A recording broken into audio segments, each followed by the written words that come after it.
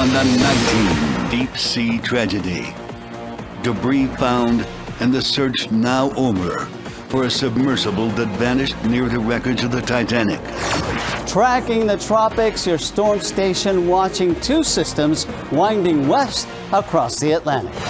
A thief expecting to steal a man's Lambo, but didn't expect the owner to turn the tables. He got down from the car, came this way, and shot 4 times at me. It's a 19 exclusive.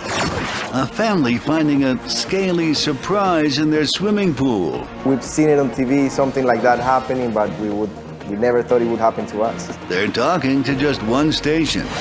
And your Miami Heat, hoping for a slam dunk in tonight's NBA Draft. Hello and welcome. I'm Craig Stevens. I'm Belkis Nure. The news at 10 starts right now.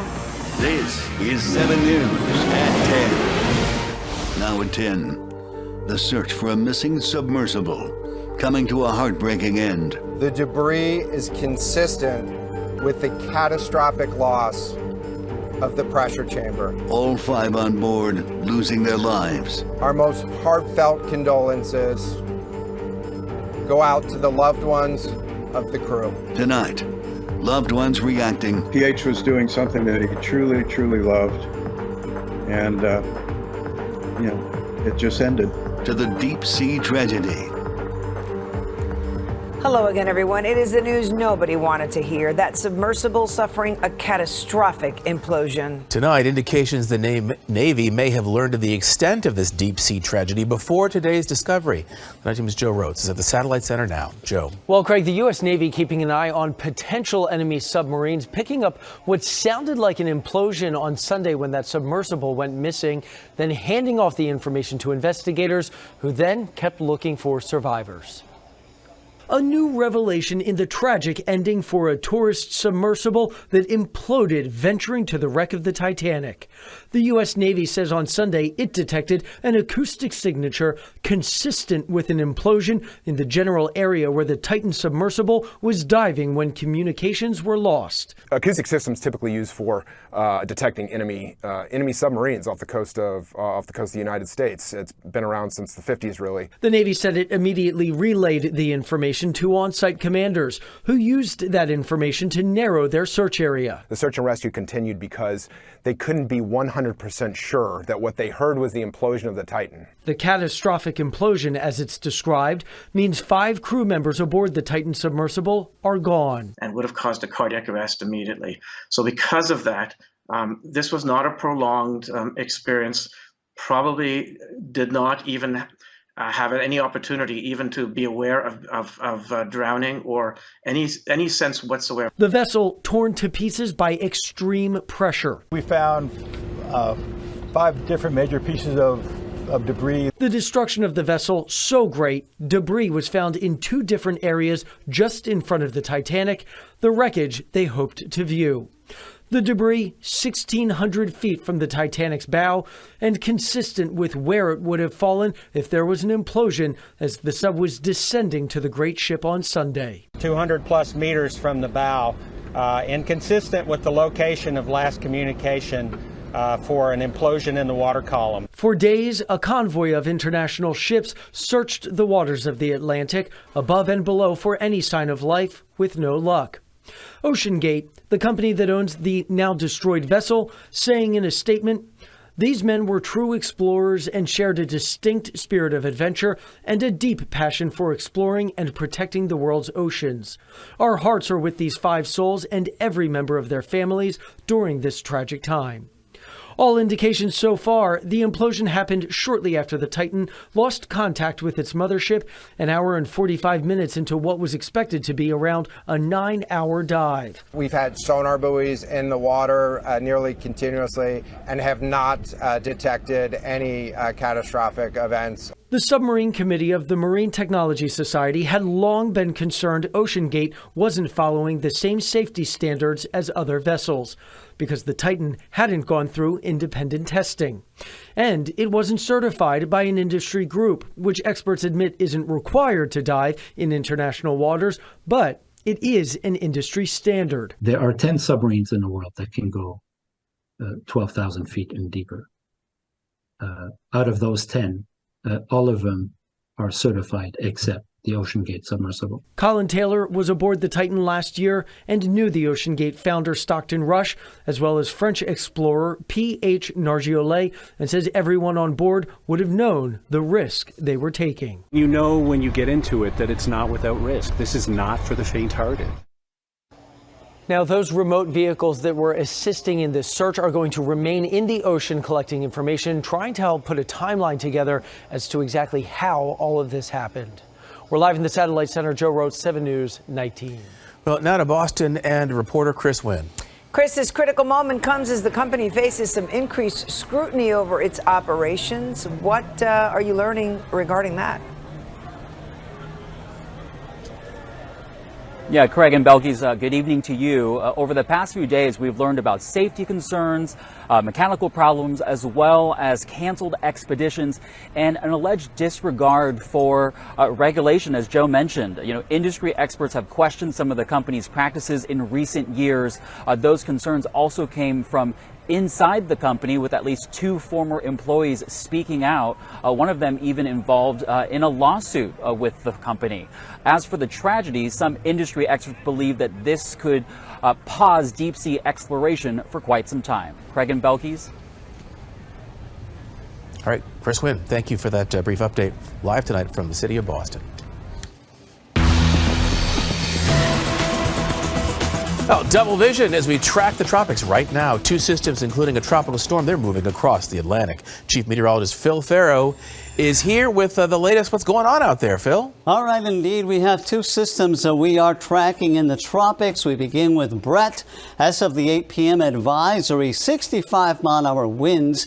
It is now being tracked out of St. Lucia, 55 miles to the southeast, moving west at 16. Once it makes its way into the Caribbean Sea and it reaches the area highlighted in red, it'll run into some very strong upper-level winds, and that should start a weakening process that should bring it to an end, hopefully, by the early part of next week. Meanwhile, here are the advisories that remain in place. In yellow, a hurricane watch, everything in green, tropical storm warning. The big concern here will be the rain. Much of the rain still, by the way, sitting to the east of the center of circulation, just to the east of Barbados. That'll start moving in tonight and during the overnight hours.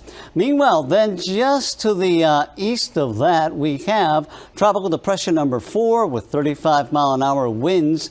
It is moving west-northwest at 14, and it looks like it could become Tropical Storm Cindy during the day tomorrow, and then be very close to the eastern end there of the Bahamas sometime on Tuesday. Now, this is what we can expect. TD number 4 will get pushed to the northwest by high pressure, but then a front will move out of the nation's midsection, and you can see that roadway being developed there in the atmosphere. So if it's still around, it should not bother any land areas. We'll have a lot more on this a little bit later on in weather. Now in just one station, an alarming ambush outside a couple's home when an armed and dangerous man tries to take their Lamborghini. The night team's Sheldon Fox is live in Southwest Miami-Dade. He's got this exclusive. Sheldon. Mayhem in the morning, Belkis, and way too close to home. They were robbed, they were shot at, and they've got a gripping story to tell. Nobody hit or hurt, by the way. A gripping story, some of which was caught on camera.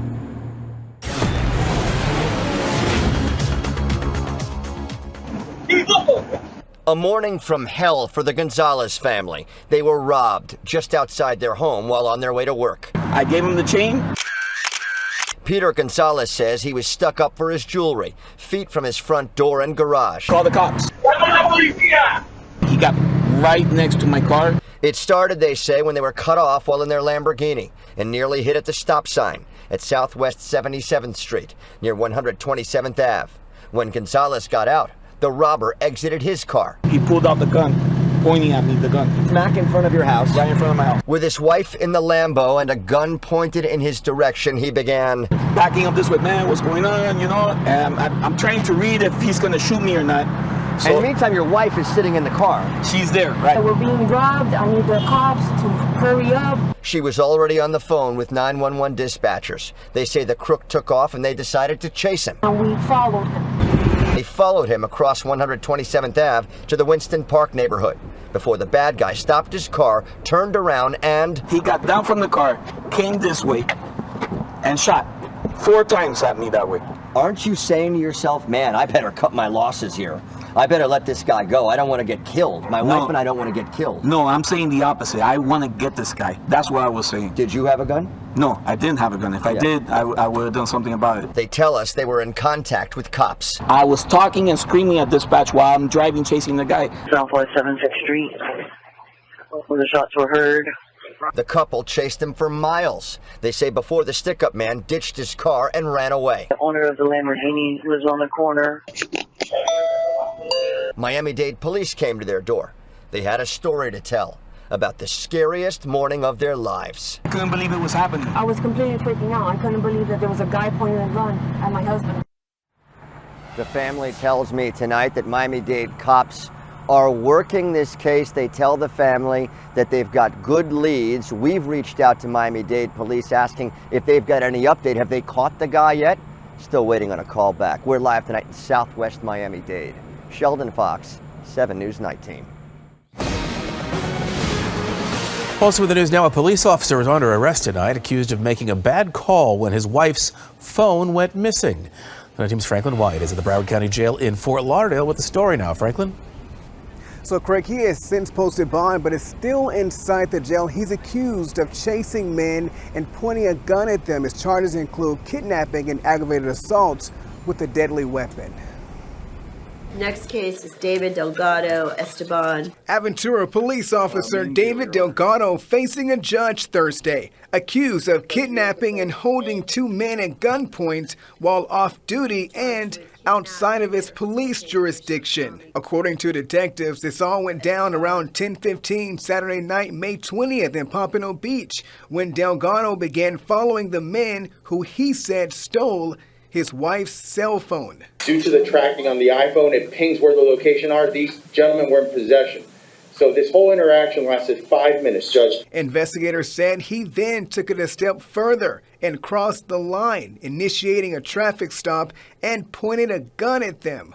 The arrest warrant also says Delgado intentionally injured one of the men in the process. A few days later, the men reported what happened to Aventura police, who did their own investigation. When Aventura PD took the case to BSO, they issued this arrest warrant, and Delgado turned himself in and is now suspended without pay. Judge, this is the first time he's ever been arrested in his whole entire life. He went ahead and surrendered himself to BSO. He is not a flight risk at all. And so once again, he did post bond. Once he's released, he'll have to wear an ankle monitor and must surrender all his firearms. Reporting live in Fort Lauderdale tonight, Franklin White, 7 News, 19. Well, the defense laying out its case in the trial of the former resource officer accused of failing to act during the Parkland school tragedy. Several witnesses today said they agreed with the defendant, saying they too didn't know where the gunshots were coming from. The Night Team's Brandon Byer reports. When you heard those sounds, did you know right away that they were gunfire? No. Did you know where they were coming from? No. Former students telling jurors they weren't sure what they were hearing 5 years ago at Marjorie Stoneman Douglas High School, nor did they know where the sounds were coming from. Did you ever think that those sounds were coming from the 1200 building? No. 17 people were killed inside the 1200 building. The school's former resource officer, Scott Peterson, is on trial for not confronting the gunman. Prosecutors say he failed that day by taking cover for more than 40 minutes and never entering the building. His attorney says he wasn't sure where the gunfire was coming from, that he wasn't the only one. Where did they sound like they were coming from? It sounded to me that they were coming from ground level in between what appeared or what ended up being building 1200 and 1300. Another witness getting emotional as she recalled the noise. They sounded like boom, boom, boom, boom, boom, boom, boom, boom. Prosecutors ending their presentation to jurors Wednesday with powerful testimony from the massacre's lead detective, testified cops have one thing in mind when violence erupts. The goal is to stop him from killing people. Excuse me.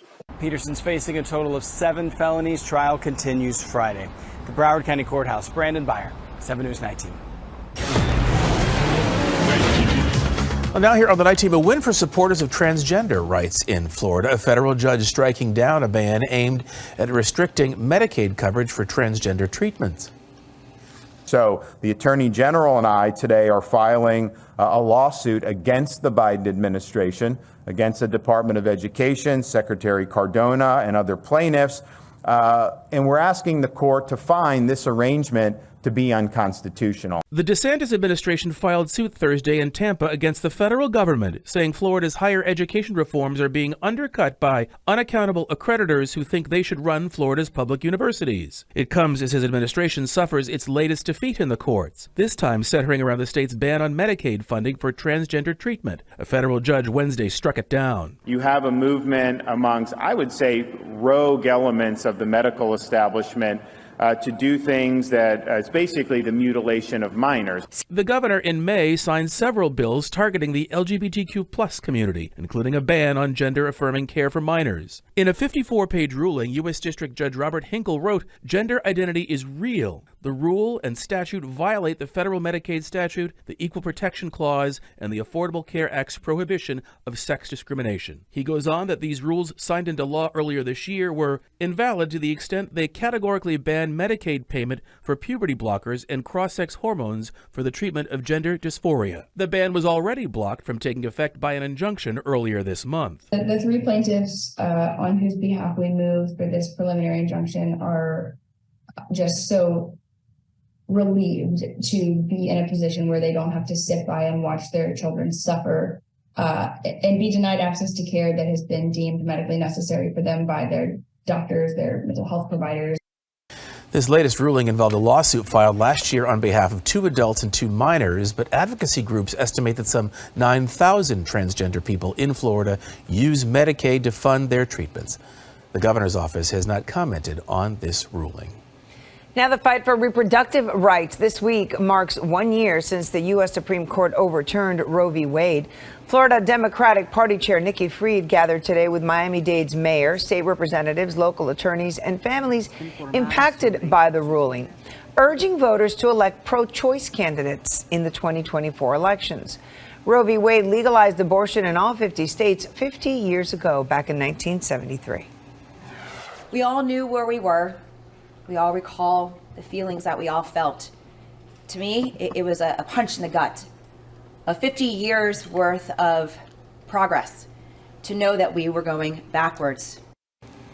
A woman's right to an abortion is now in the hands of state lawmakers. Some 25 million women of childbearing age live in states where local laws make abortions harder and in some cases virtually impossible to get. Well, the president and Dr. Biden hosting India's prime minister at the White House for a state dinner this evening. They welcome Prime Minister Narendra Modi this evening. They, along with some 400 guests, enjoyed a plant-based menu. Modi is a vegetarian. The president earlier described the relationship between 2 of the world's most powerful democracies as strong, and the pair announced a new defense partnership. Both hope the deal will help counter China's growing military threat in the region. India was last honored by President Obama in 2009 with a state visit, which is America's highest diplomatic honor reserved for its closest allies.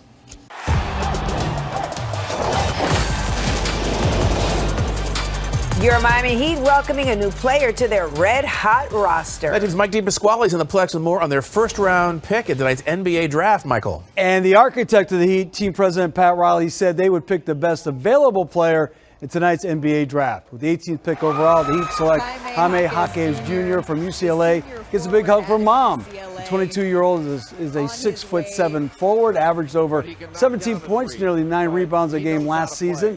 He was a 4-year starter with the Bruins. He was a Pac-10 Player of the Year who is ready for the next challenge in the NBA. I think you said it best. I think just experience overall. Any experience is good experience, and I think I just treat it as such, and that's what I try to emphasize to these teams is, you know, I got a lot of experience and a lot of games under my belt that I could use to help an NBA program or NBA team in the future.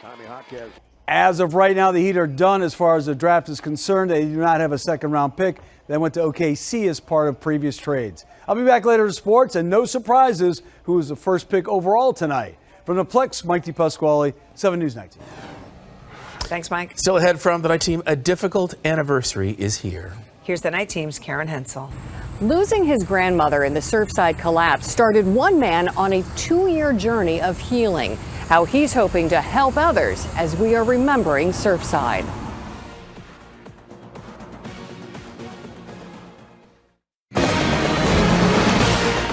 A live look at the site of the Surfside condo collapse, a community getting ready to remember the lives lost ahead of this somber anniversary. Saturday marks 2 years since the collapse of Champlain Towers South. As the night team's Karen Hensel reports, one victim's relative is turning his pain into purpose.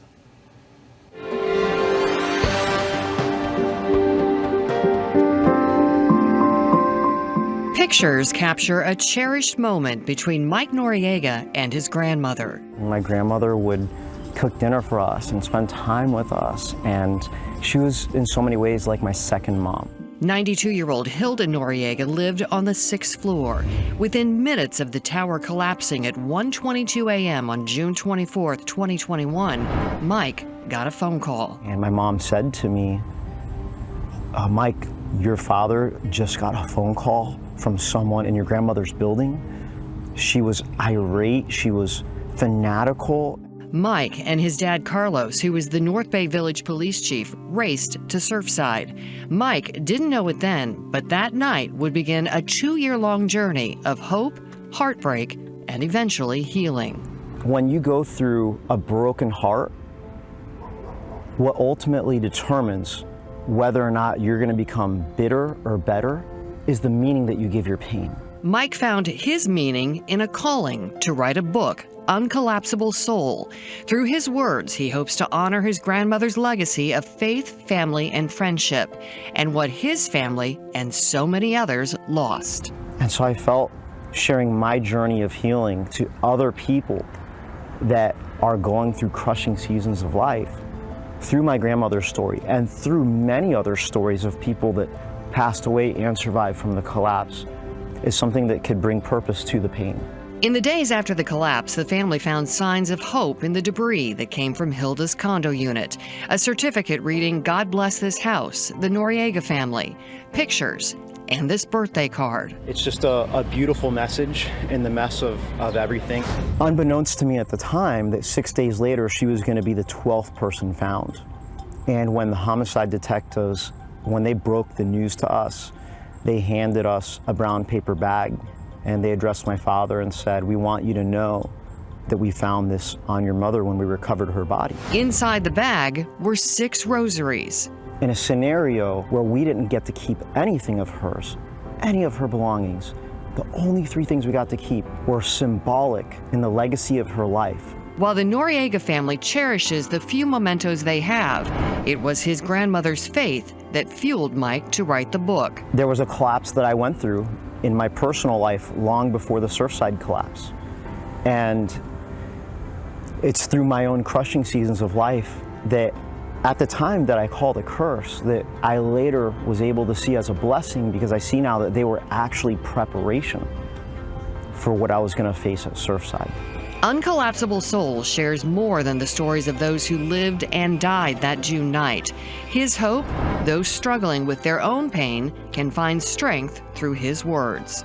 This is so much bigger than my grandmother's story and my family's pain. And so the book is very raw, it's very authentic, because not only does it share the stories very vividly, but at the same time, I share the exact steps to healing that I went through, which is how I found healing. Mike says he knows his grandmother would be proud of his book. The question he looks to answer, how do you endure a broken heart without crushing your spirit? Karen Hensel, 7 News. Mike is planning to host a memorial on the beach in Surfside Saturday night from 7 to 8:30 p.m. We have information on that and his book at WSVN.com. Can't believe it's been a year. Yeah, 2. Still ahead on South Florida's night team, we're waiting for the 11 o'clock advisory. waiting to see if we will have a tropical storm, Cindy. Phil will be along with that in just a little bit. Also, a Weston family gets quite the surprise in their swimming pool, and they're talking about this unexpected visitor with just one station. You don't see that every day. And I'm Mike DePasquale. Coming up, the Marlins look to get back on track at home tonight against the Pittsburgh Pirates team. They came in having lost 9 straight. Plus, twin brothers from South Florida making NBA history tonight after being picked in the draft. 7 Sports has you covered a bit later.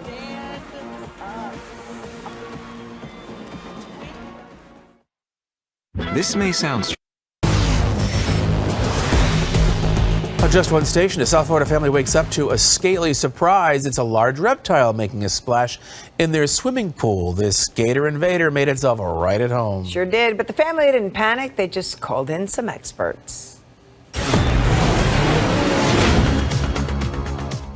Sebastian Gomez and his family finding a scaly surprise in their backyard. His father waking him up saying there was a gator in the pool. I thought he was joking, and then when I came out to see, it was a huge gator there in the pool. His surprise guest taking a dip in the pool after finding that stunning sight. He called police as well as his wife. So I went to wake her up and say, hey, there's a gator in the pool.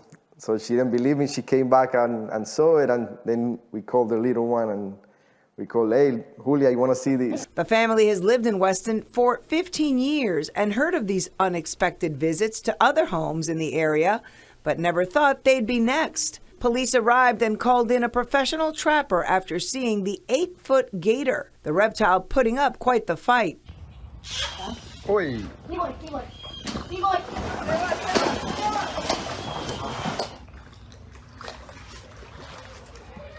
After a few minutes of wrangling with it, the trapper got the gator under control and out of the water. Sebastian's daughter finding the wild experience really wild. Really amazing. I love this experience, except when it started jumping everywhere. I would say kind of in between scary and fun. For her, it's more scary. She got to ask all about how they catch gators. She also got an important lesson on what to do if she ever comes across another one. I would just do the same thing, call 911 if the police can't do anything, and I'm a catcher. Smart girl. The family told us the Florida Fish and Wildlife Commission will take the gator to a farm, and once there, they'll work to find a sanctuary for it, ensuring it doesn't reemerge in another neighborhood. Well, the owner of an animal in Florida catches one of her pets horsing around in their pool. Mo and Huey playing in their Pasco County yard when Mo thought it would be a good idea to try to leap over the pool. He wound up all wet. Then firefighters had to come in to get him out. The owner calls it a first and hopefully a last. And you're a survivor, yes. And now I know I can add that to my list of equine stuff. Water rescue. Well, Cindy says Mo's leap was pretty good. Likely would have gotten a 10 from judges had it been a contest of some sort. Mo, what were you thinking? Wanted to cool off. So it'll come here tonight. A couple of turtles on the mend, finally heading home. And a group of South Florida students plays part in trying to set a world record in the water. Stay tuned.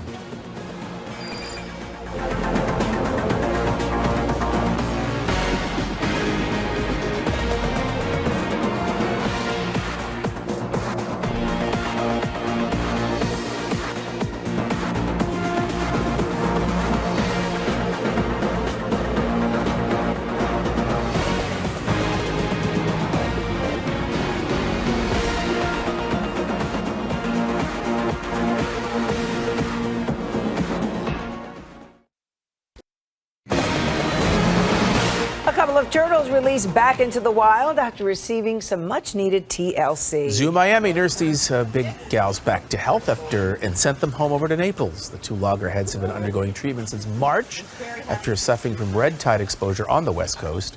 Thanks to the care they got at the zoo's animal health team, both made a complete recovery and they were cleared for release. They each received flipper tags to supplement their microchips, which will help crews and track their progress going forward.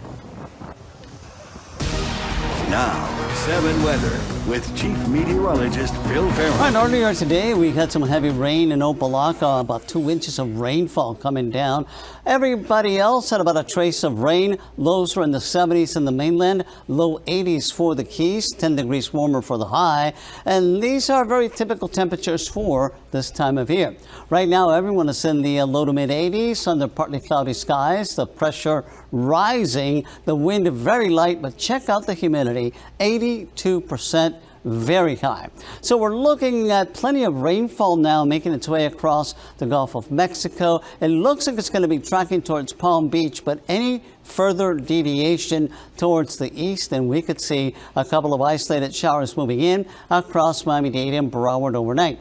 In the tropics, there are 2 areas that we are following. Number 1, we have Brett right here with about 65-mile-an-hour winds moving west at 16. And then we have a tropical depression number 4, about 1,100 miles away from the Lesser Antilles. Now, this one is tracking west northwest at 14 miles per hour. So here are the forecast cones. There is Brett, tropical depression number 4.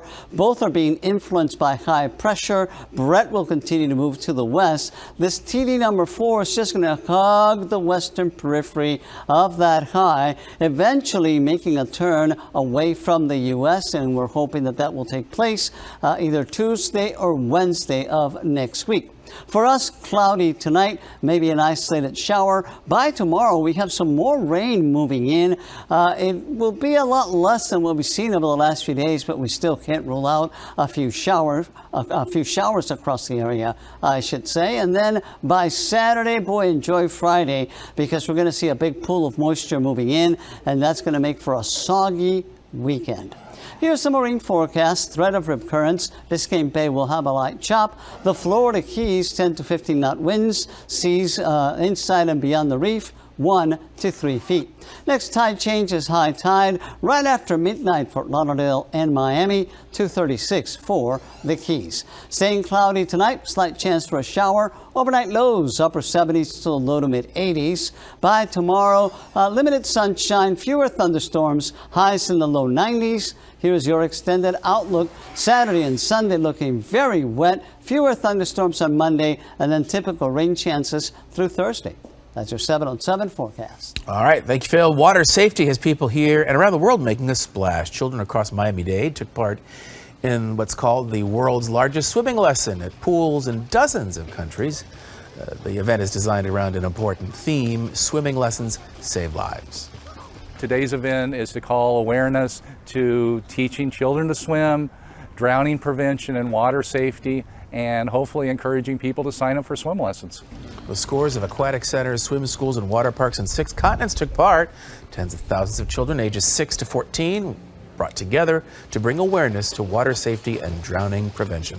As we said earlier, so important in a place like this where you're constantly around the water. Really important. Lots of good little swimmers there. Still ahead here tonight, Alex Miranda is seeing if he has what it takes to be a break dancer. He's getting animated for an Olympic-sized cause. It's in tonight's SoFlo Fun. Tomorrow on 7 News. A Surfside survivor having a hard time moving forward and still searching for a permanent place to call home. There's such a short span of like 2 years. It's from place to place to place to place, but moving, it was terrible. 2 years later, one man's story of survival and struggles as we continue remembering Surfside tomorrow on 7 News.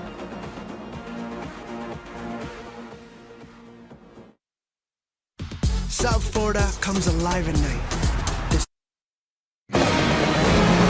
When you think of dance battles, the movies Step Up and Bring It On might come to mind. Maybe, but this weekend, dancers from several styles will fight their way to the top, and you're invited. The night team's Alex Miranda shows us in tonight's SoFlo Fun.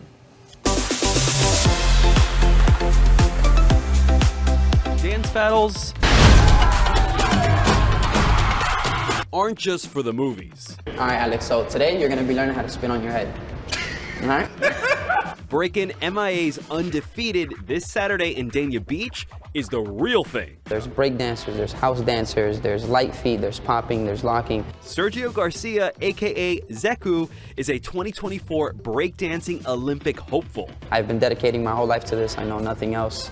I put every single ounce of effort that I have into trying to secure a spot in the 2024 Paris Olympic Games. And emceeing the high-energy event, which starts with a preliminary round of 50 dancers. The top 16 will go to a top 8.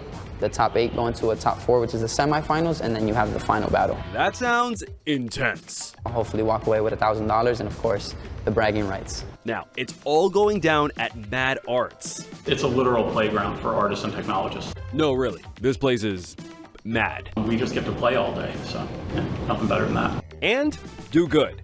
The artists here have teamed up with Breakin' MIA to help create nifty NFTs using motion capture technology, fundraising their Olympic dreams. It's very exciting to be able to showcase what breaking or hip hop can do for a child's life, you know, the positive impacts that it has. Well, I want to play with this thingamajig thing. You guys didn't have to make it this cute. Like, I feel like I'm wearing Lululemon. This is actually Sergio dancing in the exact same outfit that you're wearing. A Vicon motion capture suit. You'll be able to see yourself like moving and breathing. It's really high level. So what do you guys use this technology for? Animation and games and that kind of stuff. Hollywood uses motion capture for Avatar, for example. I hear her heartbeat. She's so close. But like Sergio, I'm thinking dance. Now from the top, make it drop. That's some wet and gushy. I hear it and I know.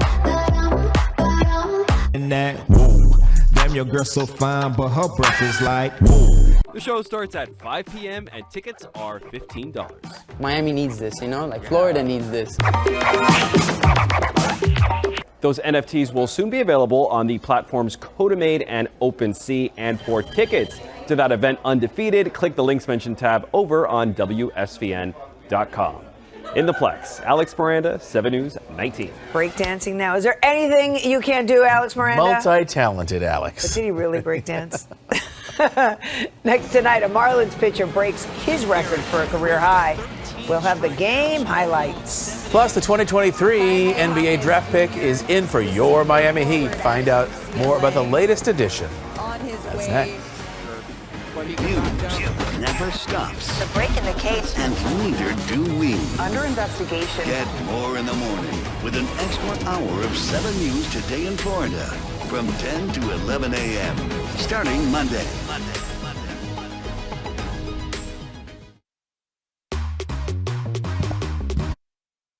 Time now for 7 Sports with Mike DePasquale. Hi, everyone. Tonight it was the NBA draft, and your Miami Heat had the 18th pick overall. Team president Pat Riley said they would look to select the best available player. Heat fans at the Kaseya Center waiting and hearing the news. With the 18th pick overall, the Heat select Jaime Jaquez Jr. from UCLA. The 22-year-old is a 6'7" forward, averaged over 17 points and nearly 9 rebounds a game last season.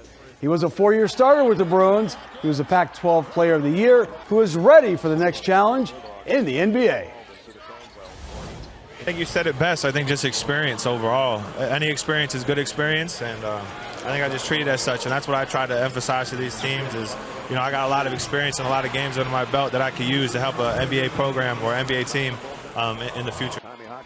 This Spurs fan was ready as a haircut of the player San Antonio selected with the first pick overall. The Spurs select 19-year-old Victor Wembanyama. He was emotional when his name was called by the commissioner, Adam Silver. The 7'5" player has an 8-foot wingspan. He dominated the French league last season, leading all players in scoring, rebound, and block shots. Twin brothers from South Florida who attended Pinecrest School in Fort Lauderdale got the call today. Amen Thompson was the number 4 pick overall by the Houston Rockets. His brother Asar was the next pick, taken by the Detroit Pistons. Both are 6'7" guards. They are the first siblings ever to be selected as top 10 picks in the same NBA draft. After dropping 2 of 3 against Toronto, Marlins back to work at home tonight. It was the first of 4 against Pittsburgh. The Pirates came in having lost 9 straight. Top of 1 no score, Braxton Garrett dealing for the Fish. Sinker gets Connor Joe looking. Garrett goes 7 innings at a career high 13 strikeouts. Top of 8, Pirates up 3-1. Brian Hayes takes Andrew Nardi deep down the left field line. solo home run, and the Marlins trail 4-1. Bottom of the 8th, bases loaded with fish for Brian De La Cruz. Shot right up the middle. That scores Arise and Davis, and the Fighting Fish are down 4-3. Same inning, at the plate, 2 on for Garrett Cooper, and Ian loads to right center field. Get out of here. His 9th homer of the season. Everyone's doing the fish. The Marlins end up winning 6-4. They are 10 games over 500. You have those games sometimes, 75 games in or whatever we are, and you'll have some of those flat games, and it's up to the guys to try to create some sort of spark or energy. And I also think that, and I've said this earlier, when you come from behind and win early in the season, you can do it in the middle of the season or late in the season. Marlins outfielder Jazz Chisholm is on a rehab assignment with AAA Jacksonville. Jazz is moving. Full extension for the out in center field. He had been out with the big league club since mid-May because of turf toe in his right foot. Jazz could be back with the Marlins by the end of the week. At the College World Series, the 2-seeded Florida Gators keeping an eye on tonight's Wake Forest LSU showdown. The winner advances to face Florida in a championship series. Top of 1 LSU pitcher Paul Skeens with the heater gets Justin Johnson looking. Pitched 8 innings, had 9 strikeouts. No score after 9, so we go to extras. Bottom of the 11th, 1 on for the Tigers, Tommy White. He unloads the left for a walk-off home run. Pure joy. LSU wins at 2-0. The Tigers advance to the championship series against UF. D-backs and Nationals today. Home plate umpire Doug Eddings is not happy, barking, and here comes Washington manager Dave Martinez. The skipper first kicked some dirt near the plate, then crouched down to show the ump. The ball was outside, not a called third strike on his player, C.J. Abrams. Martinez had his say, and then he was tossed. I'm not a lip reader here, but I'm sure Martinez has some choice words for the ump before he got the boot. And that will do it for Sports Belkies and Craig. They're back after this. That's it. That's a wrap for us. First at 10. Ciao, ciao. I'm Balkis Nurai. I'm Craig Stevens. Stay tuned. 7 News at 11 is coming up next.